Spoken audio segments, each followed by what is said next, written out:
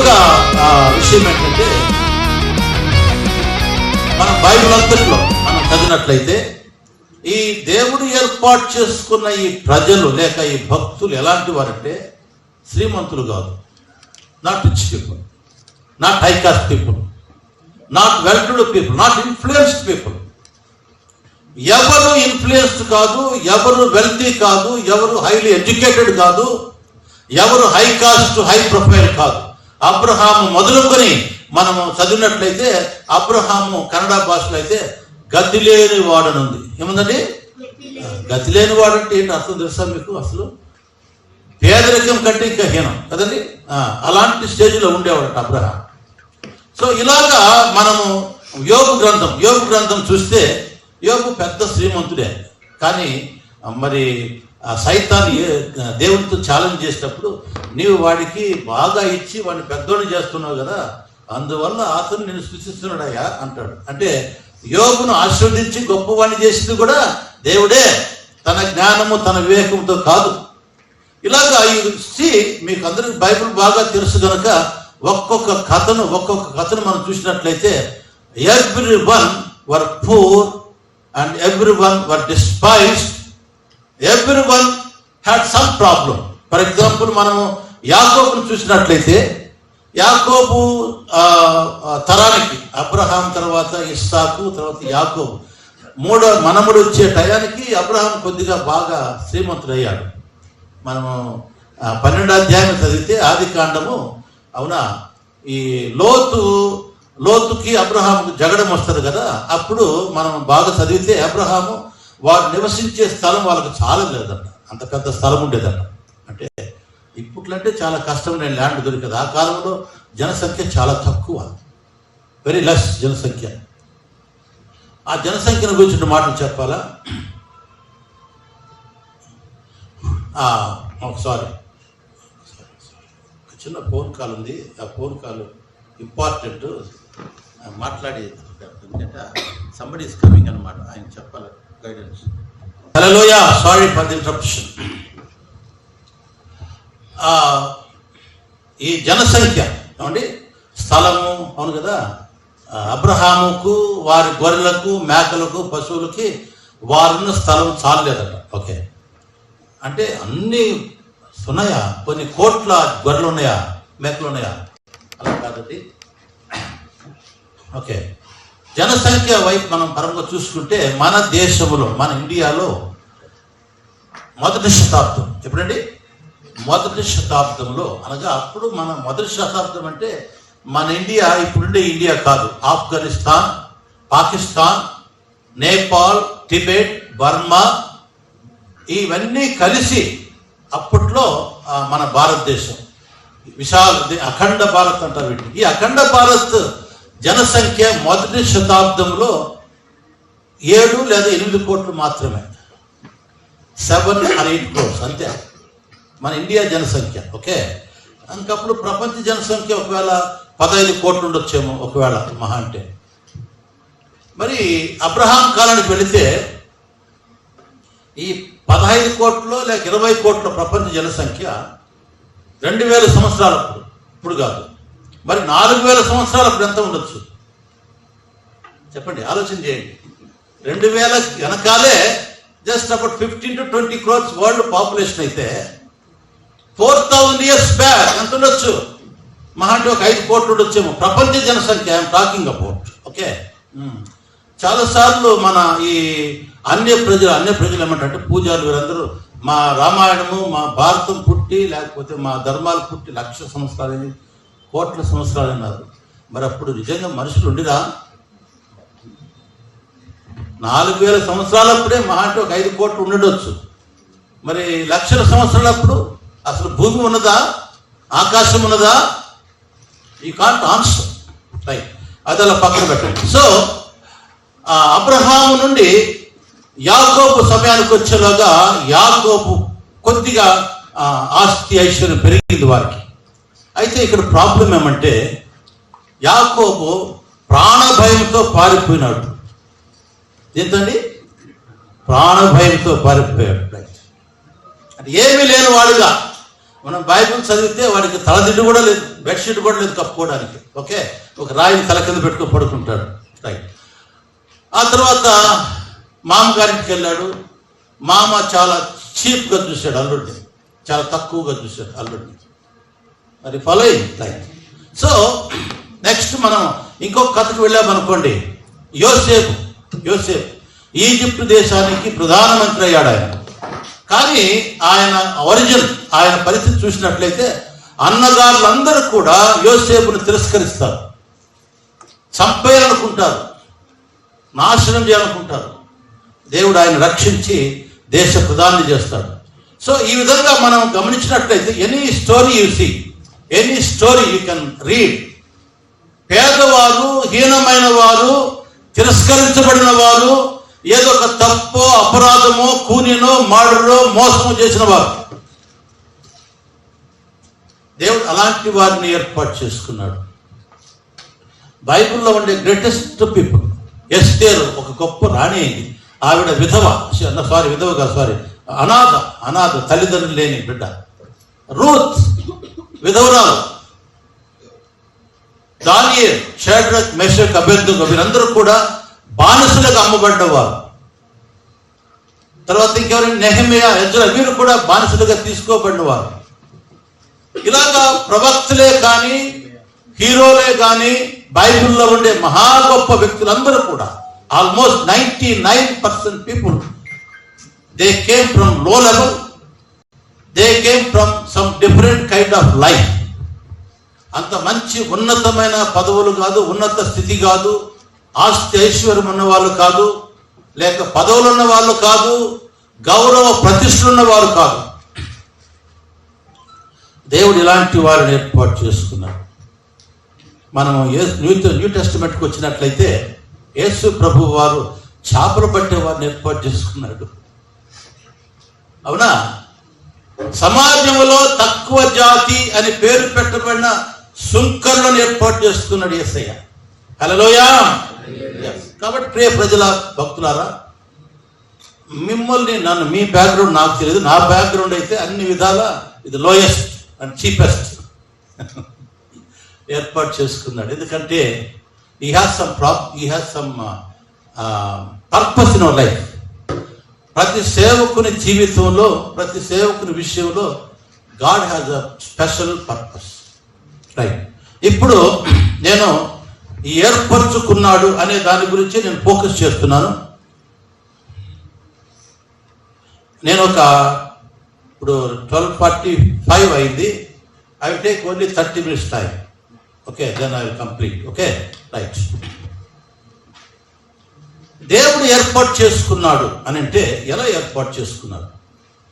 చాలా మంది అంటారు, నాకు దర్శనం వచ్చింది, యేసయ్య డైరెక్ట్గా పిలిచినాడు, నువ్వు నా భక్తుడైపోవాలని పిలిచాడు అని అంటారు. I don't know their experience. నాకైతే అలాంటి అనుభవం లేదు. ఓకే, కొంతమంది అంటారు, దేవుడు నన్ను డ్రీమ్లో పిలిచినాడు, నీవు నా భక్తుడైపోవాలని పిలిచాడు అంటారు. ఓకే, నాకు విషన్ ఇచ్చినాడు అంటారు, నాతో నేరుగా మాట్లాడాడు అంటారు. So that their experience. కానీ బైబిల్ ఏం చెప్తుంది? బైబిల్ ఏం చెప్తుందంటే, మనము ఈ యోహాను సువార్తకి వెళ్ళాలి. యోహాను సువార్త 6వ అధ్యాయానికి వెళ్ళాలి. 6వ అధ్యాయం. వారి అనుభవాన్ని నేను తిరస్కరించడం లేదు, కానీ బైబిల్ దేవుని సేవకులను దేవుడు ఎలా ఏర్పరచుకున్నాడు, ఎలా ఏర్పరచుకుంటాడు. దేవుని సేవకులు అంటే ఏమండి? దేవుని సేవకులు అంటే మనమే కాదు, ఎంతమంది యేసయ్య భక్తులైనారో వారందరూ కూడా సేవకులే.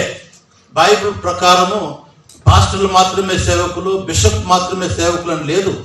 మనమందరం కూడా, పేతురు చెప్తారు, మనమందరం కూడా, anyone who believes they are the servants of God అని చెప్తుంది. సో కనుక ఈ మాటలు మనకే కాదు, కానీ సర్వ ప్రపంచ క్రైస్తవులందరినీ గురించి అన్నమాట ఇప్పుడు చెప్పబోయే మాటలు. 37వ వచనం, 6వ అధ్యాయం 37వ వచనము, తండ్రి నాకు అనుగ్రహించు వారందరూ నా యొద్దకు వద్దు. హల్లెలూయా. ఎవడైనా నా భక్తుడు కావాలంటే వాడు ఏదో దేవుని వాక్యం ఉన్నాడు, ఏదో దర్శనం వచ్చింది, లేకపోతే ఏదో కల వచ్చిందని కాదు. సృష్టికర్త అయిన తండ్రి ఎవరినైతే నాకు అనుగ్రహిస్తాడో, నా వాడు కావాలని ముందుగానే కోరుకుంటాడో వాడు వస్తాడు. అంటున్నారా? జాగ్రత్తగా రైట్. ఇంకా నేను దీనికి ఇంకా చాలా బ్యాక్గ్రౌండ్ ఉంది, అవన్నీ చెప్పడానికి లేట్ అవుతుంది కనుక నేను షార్ట్ కట్గా చెప్తున్నాను. 44 వచనం. నన్ను పంపిన తండ్రి వారిని ఆకర్షించితేనే గాని ఎవడును నా యొద్దకు రాలేడు. హలో, అంటున్నారా? నన్ను పంపిన తండ్రి అంటే సృష్టికర్త, నా తండ్రి, నా సృష్టికర్త, నా దేవుడు ఒక వ్యక్తిని ఆకర్షిస్తేనే గాని వాడు నా దగ్గరికి రాలేడు. కన్నడ భాషలో ఏముంది సార్? ఎడైదిద్దరే. ఓకే, చాలా బాగుంది అన్నమాట. నాకు చాలా ఇష్టం. నా తండ్రి ఒకరిని ఏడ్చకపోతే వాడు నా దగ్గరికి రాలేడు. ఈడుస్తాడట. ఏం చేస్తాడంటే ఈడుస్తాడట. ఇది వెరీ గ్రేట్. నాకు చాలా ఇష్టం ఆ మాట, కన్నడ మాట. ఓకే, ఆకర్షణ బాగుంది కానీ ఈడ్చేది ఇంకా బాగుంది. ఓకే, సో ప్రతి ఒక్కరము కూడా యేసువే భక్తులు తండ్రి చేత ఏడవబడిన వారు. ఎవరండి? తండ్రి చేత ఏడవబడిన వారు.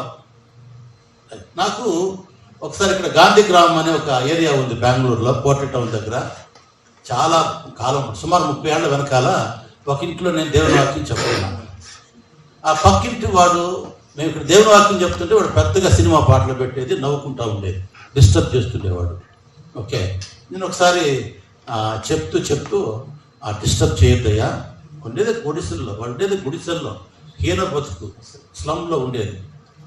మరి వాడికి ఏం అర్థమైందో తెలియలా, ఏం చేసేవాడు, పాటలు పెట్టి ట్రబుల్ ఇచ్చేవాడు. సో ఒకసారి వెళ్ళి చెప్పాను, ట్రబుల్ ఇవ్వద్దు, నీకు ఇష్టం ఉంటే విను, లేకపోతే సైలెంట్గా ఉండు అని చెప్పాను. ఆ రోజు అడుగుడి మీకు ఇయ్యబడును. ఏమండి?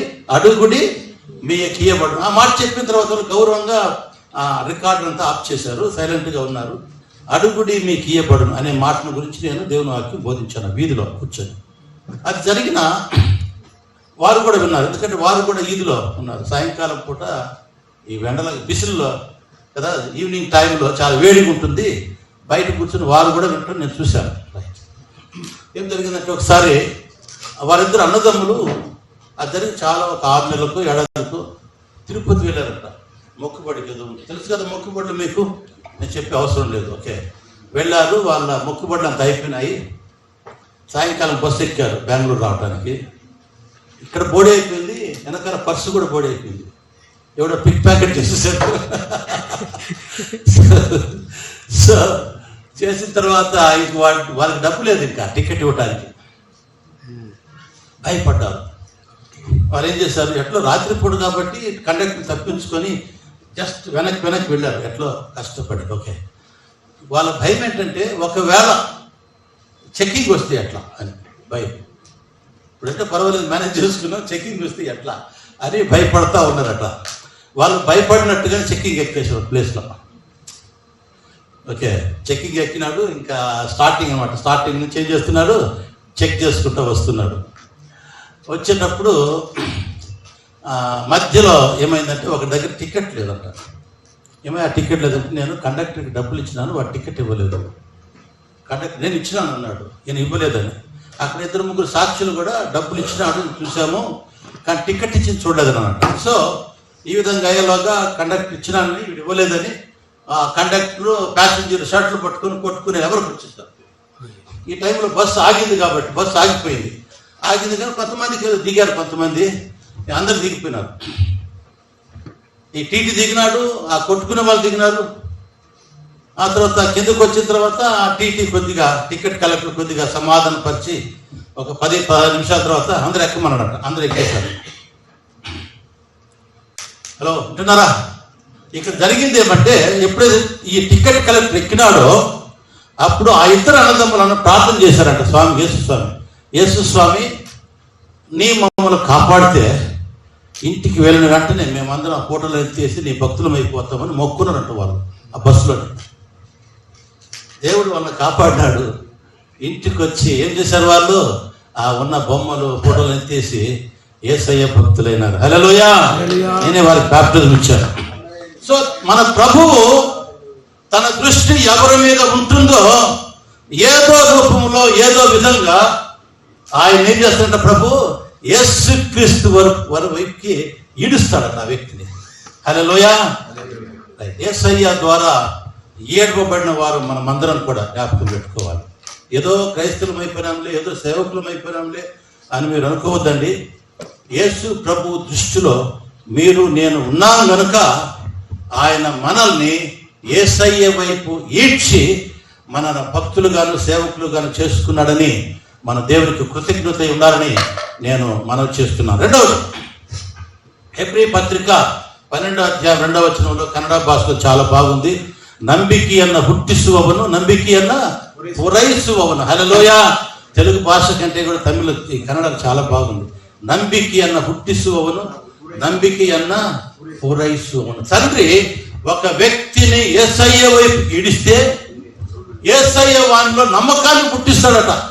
నేనే సత్య దేవుడినని, నేనే మార్గము సత్యము జీవమని, నేనే లోక రక్షకుడినని, నేనే పరలోకానికి అధికారిని, నేనే మీకోసం మరణించి మీకు పాపక్షమాపణ దయచేసినానని ఆ మహా గొప్ప సువర్తమానము నమ్మేలాగా యేసయ్య మనల్ని ఏం చేస్తాడట, నమ్మకాన్ని పుట్టిస్తాడట. మూడవ మాట చెప్తాను, చెప్పిన తర్వాత సబ్జెక్టు మారుతుంది. మూడవ మాట ఏంటంటే 1 కొరింథీ 12వ అధ్యాయము 3వ వచనం. 1 కొరింథీ 12వ అధ్యాయము 3వ వచనంలో వెరీ ఇంపార్టెంట్ వాక్యం ఉందండి. అక్కడ ఏమంటే, దేవుని ఆత్మ వలన మాట్లాడు వాడెవడను యేసు శాపగ్రస్తుడని చెప్పలేడనియు, పరిశుద్ధాత్మ వలన తప్ప ఎవడును యేసును ప్రభు అని చెప్పలేడని మనము తెలుసుకోవాలి. కన్నడ భాషలో పవిత్రాత్మన ప్రేరణ ఎందలే ಹೊರತು, పవిత్రాత్మన ప్రేరణ ఎందలే ಹೊರತು, except through the inspiration of the Holy Spirit. చాలా బాగుందన్నమాట. ಪರಿಶುದ್ಧಾತ್ಮನ ಪ್ರೇರಣೆಯಿಂದಲೇ ಹೊರತು ಯಾವ ಮನುಷ್ಯನು ಯೇಸುವನ್ನು ಕರ್ತನೆಂದು ಹೇಳಲಾರನು. హల్లెలూయా. ఇక్కడ మనం జ్ఞాపకం పెట్టుకోవాల్సింది, తండ్రి ఒక వ్యక్తిని యేసయ్య వైపు ఆకర్షిస్తే, యేసయ్య వాళ్ళు నమ్మకం పుట్టిస్తే, పవిత్రాత్మ దేవుడు ఆ వ్యక్తిని ఏం చేస్తారంట, తండ్రి కుమార పరిశుద్ధాత్మలే సత్య దేవుడనే ఆ ప్రేరణ, ఆ నమ్మకాన్ని, ఆ బలాన్ని మనలో కలిగిస్తాడట. హల్లెలూయా. కాబట్టి ప్రియ భక్తులారా, నీవు నేను ప్రపంచ క్రైస్తవులు, ఆయన భక్తులు, ఆయన శిష్యులు, ఆయన సేవకులు కావాలంటే తండ్రి అయిన దేవుడు, సృష్టికర్త అయిన దేవుడు, కుమారుడైన దేవుడు, పవిత్రాత్ముడైన దేవుడు మనలో అద్భుతం చేసి ఉన్నాడు. హల్లెలూయా.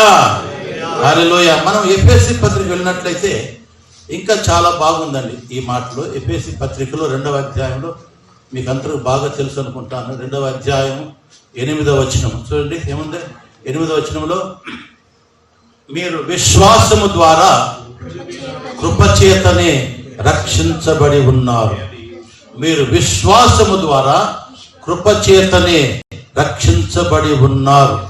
ఇది మీ వలన కలిగినది కాదు. హల్లెలూయా.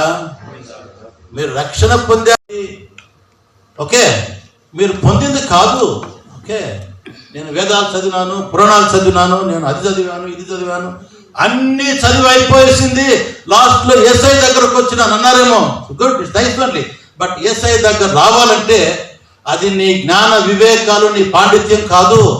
తండ్రి కుమార పవిత్రాత్మ దేవుడు, ప్రజలు, దేవుడు మిమ్మల్ని ఆకర్షించి నమ్మకాన్ని పుట్టించి మీరు ప్రేరేపణ కలిగించాడని మనం జ్ఞాపకం పెట్టుకోవాలి.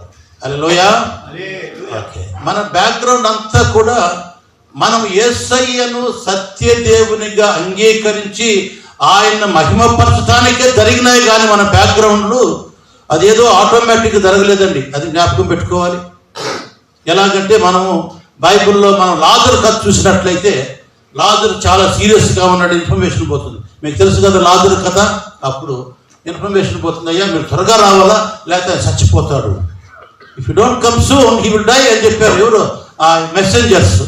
వాళ్ళు వస్తాను పద అన్నాడు యేసు ప్రభు వారు, వెళ్ళిపోయారు. వారు వెళ్ళిన తర్వాత యేసయ్యమన్నాడు, లాజరుకు వచ్చిన రోగము వాడు చావటానికి రాలేదు, కానీ మనుష్య కుమారుడు ఆ చావు ద్వారా మహిమ పొందాలని వచ్చింది అంటాడు. హల్లెలూయా.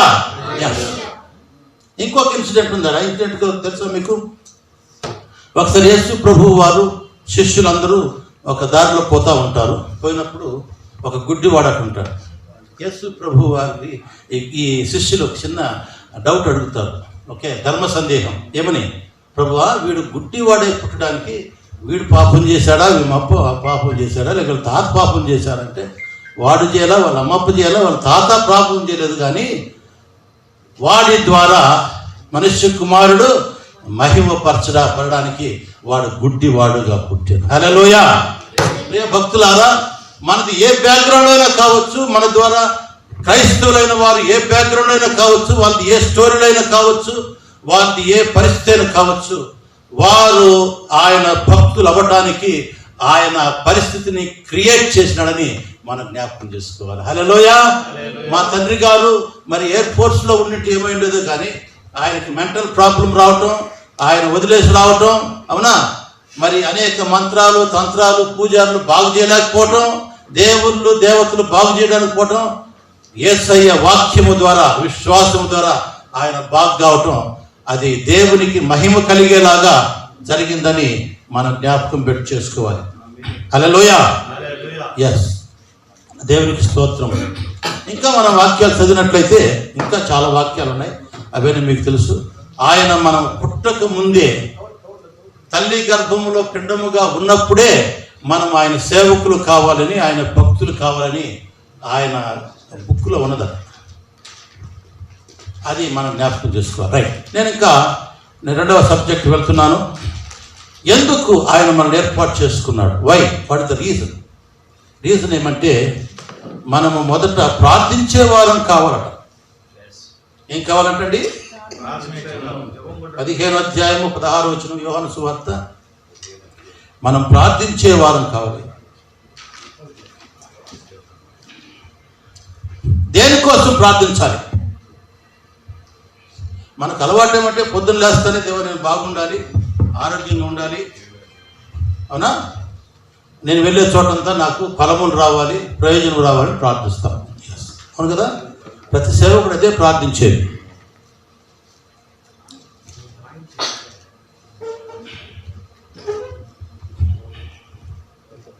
అయితే మనం ప్రార్థించవలసింది ఎవరి కోసం అంటే మన కోసం ప్రార్థించాలి, మన శత్రువుల కోసం ప్రార్థించాలి, మన ప్రగవారి కోసం ప్రార్థించాలి, మన బంధువు మిత్ర రక్త సంబంధుల కోసం ప్రార్థించాలి.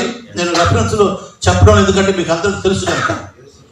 మన దేశాన్ని గురించి ప్రార్థించాలి, మన రాష్ట్రాన్ని గురించి, మన ప్రాంతంలో ఉండే నాయకుల గురించి మనం ప్రార్థించాలి. నేను ఒక చిన్న ఎగ్జాంపుల్ చెప్తాను, నా లైఫ్ ఎగ్జాంపుల్. 81వ సంవత్సరంలో నేను బొలవనహల్లి అనే గ్రామానికి వెళ్ళాను. ఆ గ్రామంలో 81లో నాకు పెద్ద విరోధం వచ్చేసింది. అక్కడి నుంచి తరిమేలాగా నన్ను ఆ గ్రామం నుంచి తరిమేయాలి. అప్పటికి 12 మందికి ఆల్రెడీ గౌడ్లకు నేను బ్యాప్టిజం ఇచ్చున్నాను. VBS ఏర్పాటు చేశాను 82 ఏప్రిల్లో. ఆ తరమాలని చాలా ప్రయత్నం జరిగింది, నన్ను చాలా బెదిరించారు, హింసించారు. అయితే నేను భయపడి బయటకు రాలేదు, అక్కడే ఉన్నాను, నేను అక్కడ నిలబడ్డాను. ఓకే, ఇంకైతే పెద్ద కథ చెప్పేది లేట్ అవుతుంది. అప్పటి నుంచి నేను ఆ గ్రామం కోసం ప్రార్థన చేసాగాను. I start praying for that village. ఆ గ్రామంలో సుమారు 100 మంది యేసయ్య భక్తులైనారు. ఇప్పటికీ గౌడ్లు అయినారు, అన్ని రకాల కులాల వాళ్ళు అయినారు, ముస్లిమ్స్ కూడా అయ్యారు. అయితే ఈనాటికి ఆ గ్రామం నుంచి ఎవరు విరోధముగా అల్లరి గలాటు చేసిన సూచనలు లేవు. హల్లెలూయా. ఆ ఇన్సిడెంట్స్ లేవు. మేబీ మా ప్రార్థన వల్లనో లేక దేవుని చిత్తం అలా ఉన్నదేమో, నాకైతే తెలియదు. అయితే మేము ప్రతి వారము ఆదివారం నాడు ఆ గ్రామ నాయకుల కోసం, పెద్దల కోసం, దేశం కోసం ప్రార్థిస్తూ ఉంటాం. కనుక మనకి ఏం జరగాలి, ఏం కావాలని మనం కోరుకుంటామో అది మన ప్రభువుని అడగాలి. ఇక్కడ బానిసవాడి నుంచి వెంకటేష్ అనే సేవకుడు ఉన్నాడు ఇక్కడ. ఆ తర్వాత వెంకటాపురం అనే గ్రామంలో అక్కడ ఒక సంఘం స్థాపించాము, బిల్డింగ్ కట్టాము. ఏ గ్రామాలకు నేను వెళ్ళి యేసయ్యను గురించి బోధించి ఏ ఏ గ్రామాలలో అయితే సంఘాలు స్థాపించి బ్యాప్టిజం ఇచ్చామో ఆ గ్రామాలలో నాకు ఏ విధమైన విరోధం ఎదురు రాలేదు. హల్లెలూయా. నేను కర్ణాటకలో 35 సంఘాలు స్థాపించాను. 35 సంఘాలు స్థాపించాను. సుమారు 1000 మంది కంటే ఎక్కువ బ్యాప్టిజం ఇచ్చాను. ఆంధ్రప్రదేశ్లో 60కి చెరుకు 60-70 సంఘాలు స్థాపించాము. ఏ గ్రామంలో కానీ ఏ ప్రాంతంలో కానీ మాకు విరోధము ఆపోజిట్ ప్రాబ్లమ్స్ రాలేదు. ఎందుకో నాకు తెలియదు. నేను ఎప్పుడప్పుడు అనుకుంటాను, మరి ఎందుకు ఈ స్వార్థికులకి ఆపోజిషన్ వస్తుంది అనేసి అనుకుంటాను. నాకెందుకు రాలేదప్ప అనుకుంటాను. నాకు వచ్చిన ఆపోజిషన్ హిందువుల వల్ల కాదు, క్రైస్తవుల వల్లే వస్తూ ఉంది. పెద్ద ట్రాజడీ. ఇంకా స్టోరీ చెప్పడానికి చాలా కష్టం. అన్యుల ద్వారా రావటం లేదు, క్రైస్తవుల ద్వారా, క్రైస్తవ నాయకుల ద్వారా వస్తూ ఉంది. ఒకసారి బ్యాప్టిజం ఇస్తాము, వాళ్ళని మంచిగా ట్రైనింగ్ ఇస్తాము, వాళ్ళని లీడర్లు చేస్తాము, వాళ్ళు ఏమైపోతారు? ఎనిమిస్ అయిపోతున్నారు. వాళ్ళు సువార్త సేవ చేయాలి, అనేక మందికి ఆశీర్వాదంగా ఉండాలంటే నాకు శాపంగా మారిపోయినారు. వింటున్నారా? Thank you so much వింటున్నందుకు.